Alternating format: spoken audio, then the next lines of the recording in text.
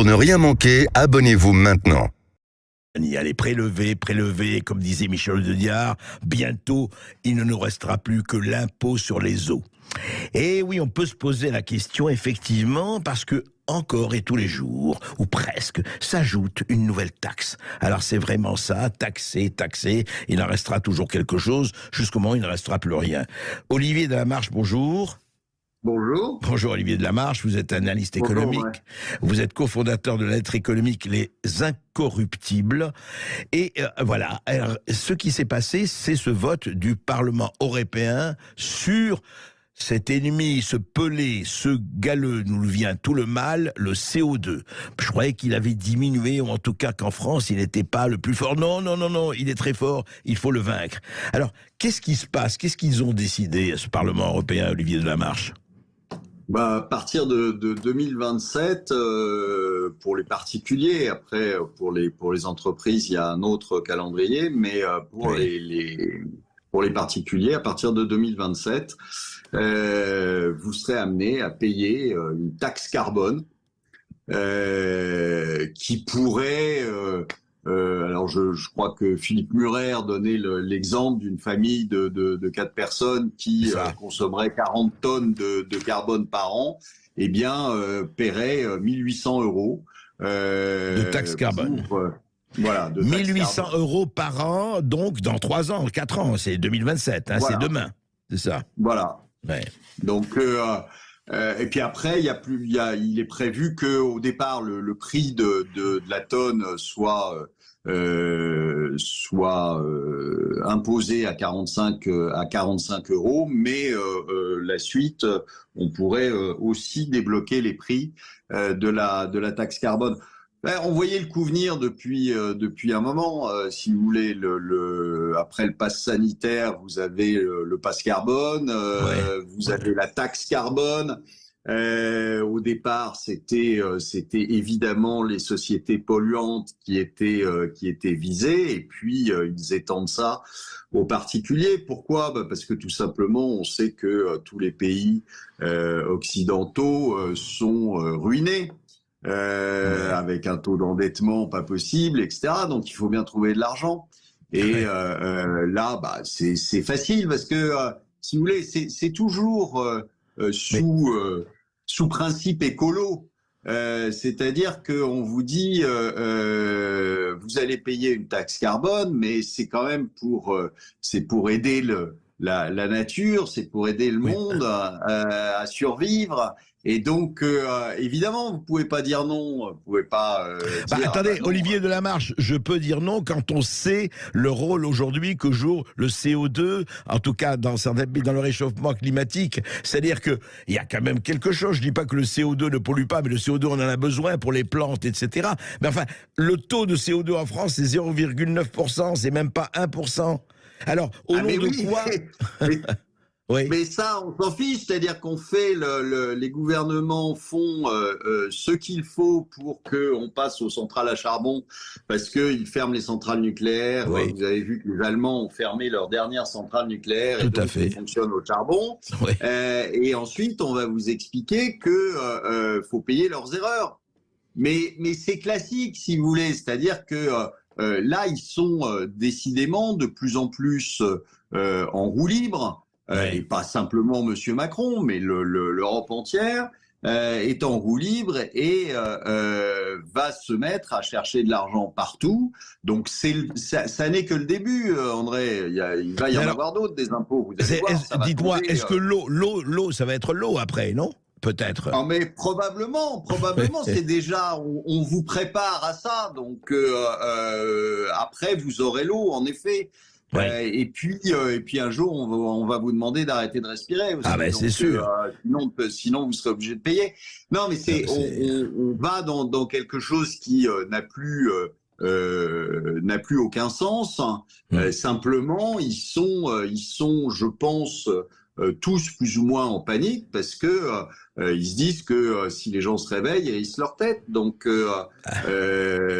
partout, ils vont essayer de trouver de l'argent, etc. Mais c'est consternant parce que on paye leurs erreurs, on paye leur impréparation, on paye leur incompétence.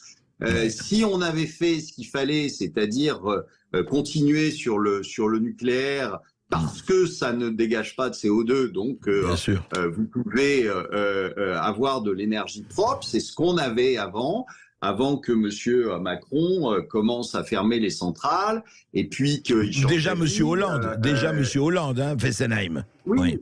mais tout à fait. Enfin, je vous rappelle que qui était ministre de l'économie pendant Monsieur Hollande, c'était quand même Monsieur Macron. Donc ça fait, tous les gens qui vous disent que ça fait 6 ans qu'on se le tape, non, ça fait pas 6 ans, ça fait 11 ans maintenant qu'on se le tape. Hein. Donc, oui, presque, 10 ans, etc. Oui, tout à fait. Mais dites-moi, en fait, Olivier Delamarche, moi, quand je vous entends et quand j'entends taxe, plus taxe, plus taxe, en fait, on retrouve la dîme, la taille et la gabelle de nos ancêtres de 1788. Hein. C'est un peu ça. Mais ça va être de pire en pire, mais on le sait. Enfin, je veux dire, il y a pas 36 moyens, si vous voulez, de continuer à garder les commandes quand vous êtes à ce niveau de dette, de désindustrialisation. Je vous rappelle que l'industrie pèse 9% du PIB, c'est-à-dire la même chose que la Grèce en France. Donc, on est quand même loin d'une réindustrialisation. Oui, il y a 30-40 ans, l'industrie était à combien dans le PIB français? On était beaucoup plus haut que ça. On était à peu près 30%, je crois. Enfin, ou pas loin. Oui, mais on a descendu, mais on a descendu surtout. C'est ça qui est catastrophique dans l'état de la France, c'est-à-dire que vous n'avez plus d'agriculture, vous n'avez plus d'industrie. Mais on va se retrouver qu'avec des services. Mais on sait très bien que ça fonctionne pas une économie quand vous n'avez que des services. Donc vous n'avez plus de croissance. Donc évidemment, qu'est-ce qu'il faut faire? Il faut taxer. Il faut taxer parce que sinon les marchés vont s'apercevoir que la dette est celle qu'elle est, oui. sera impayable, et à ce moment-là, qu'est-ce qui va se passer? Les taux vont partir à la hausse, et donc voilà, il faut donner des gages pour dire non, ne vous inquiétez pas, l'État français est toujours capable de lever de l'impôt, et de plus en plus, et donc on continue comme ça. Mais on va dans le mur. Alors on vous le dit depuis. Il y a beaucoup de gens qui nous disent on dit ça depuis longtemps. Oui, mais sauf que on le voit, le mur, petit à petit. C'est-à-dire qu'on voit ce que ça donne. Il se profile. Il se profile à l'horizon. On voit ce que ça donne sur la pauvreté. On est en train d'installer en France, qu'ils ont installé depuis longtemps aux États-Unis, mais les bons alimentaires. Alors, on en est là dans une soi-disant économie qui fait partie des pays les plus riches du monde. Et on est là en train de distribuer des tickets alimentaires, des tickets de rationnement. Mais enfin, on est où là? Mais dites-moi, Olivier Delamarche, alors, le problème, c'est jusque à quand? C'est-à-dire, on peut dire, bon, écoutez, tant que les gens acceptent, qu'ils disent, on peut pas faire autrement, on n'a pas le choix, etc. Vous voyez, par exemple, c'est étonnant, ce mode de gouvernance. Emmanuel Macron, hier, a dit, je me donne 100 jours. 100 jours, voilà. Il est là depuis 5 ans, plus de 5 ans, 6 ans maintenant, et il se donne 100 jours. Mais on a l'impression, non seulement ça, on le dit tout le temps, c'est devenu une banalité, oui, ils sont décollés de la réalité, mais économiquement, à un moment donné, et je parle au-delà de Macron et de la France, est-ce qu'il n'y a pas à un moment donné le réel qui va dire, attendez les gars, maintenant, au-delà de cette limite, votre ticket n'est plus valable? Ou en fait, on peut continuer avec la planche à billets ad infinitum? Mais en fait, on peut continuer parce que comme les gens en face ne comprennent rien, vous savez, la culture économique en France, c'est quand même, bon, pas qu'en France d'ailleurs, mais c'est quand même inférieur à 0. Et donc, vous êtes dans une situation où vous pouvez en effet tenir encore un bon moment parce qu'ils vont réutiliser la planche à billets. Vous avez vu ce qui s'est passé aux États-Unis, par exemple. Aux États-Unis, ils avaient mis 12 mois à descendre leur bilan, le bilan de la Fed, de 600 milliards, ils ont mis une semaine à le remonter de 440. Donc ça veut dire qu'ils ont complètement retourné leur veste. Bientôt, la BCE fera très exactement la même chose, parce qu'on sait très bien qu'on peut pas tenir avec les taux actuels. surtout sans la moindre croissance. Donc la BCE va se remettre à imprimer du papier. Ouais. Mais tant que les gens ne comprennent pas ce qui est en train de se passer, tant que les gens ne réagissent pas, parce que en fait, on leur a vendu à coup de BFM et de LCI, on leur a vendu que s'il y avait de l'inflation, c'était à cause de l'affreux Poutine. On leur a vendu que cette inflation n'était pas du tout attendue, on ne pouvait pas le savoir, etc. Donc les gens finalement le croient. Ouais. Et ne s'imaginent pas que en fait l'inflation elle est simplement due aux actions ou aux non-actions de nos politiques depuis, et pas simplement de Macron, mais depuis 15 ans. Quoi. Mais une chose, Olivier de Lamarche, une dernière précision. Est-ce que ce que peut se permettre la Fed avec le dollar, qui est quand même s'il y a tentative des de-dollarisations et le monde multipolaire, on va pas en parler longuement, mais ce que la Fed peut se permettre avec le dollar, est-ce que la Banque Centrale Européenne peut se permettre avec l'euro, avec autant de marge de manœuvre?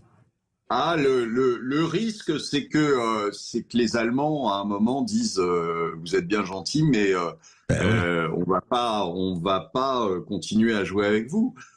C'est un risque. C'est un risque possible. C'est un risque possible. C'est un risque possible. Ouais. Maintenant, vous savez, la situation aujourd'hui allemande n'est pas si rose qu'elle l'était il y a quelques années. Hein. Ils ont un problème, c'est qu'ils sont quand même mono stratégie, si vous voulez, c'est-à-dire que tout tourne autour de la voiture, que la voiture en ce moment c'est quand même un sujet, donc leurs ambitions sont à la baisse, ils vont pas casser la baraque tout de suite, quoi. C'est clair. Alors oui, mais simplement ce qu'il y a, c'est que c'est aussi des gens pragmatiques, les Allemands, hein, c'est-à-dire que ils vont vous faire ils vont vous diviser une feuille de papier en deux, ils vont mettre avantages, inconvénients. Si les inconvénients commencent à dépasser de beaucoup les avantages, croyez-moi que ils vont vite réagir. Donc, je pense en effet que c'est un risque, et ça, la BCE le sait. C'est pour ça que je pense que bientôt, elle va retourner sa veste parce qu'il va y avoir des attaques sur les principales banques, et la Deutsche Bank est quand même pas dans une situation qui va permettre de faire les marioles trop longtemps. Donc, vous aurez à ce moment-là un retournement de baisse de la BCE. Bien on va voir comment réagit le gouvernement allemand. En attendant, mais il n'est pas dit qu'il le fasse. En attendant, cher Olivier de Lamarche, eh bien, on sait que nous serons taxés et encore taxés. Ça, c'est intéressant. La tonte des moutons va devenir une institution. Merci Olivier de Lamarche. Merci beaucoup.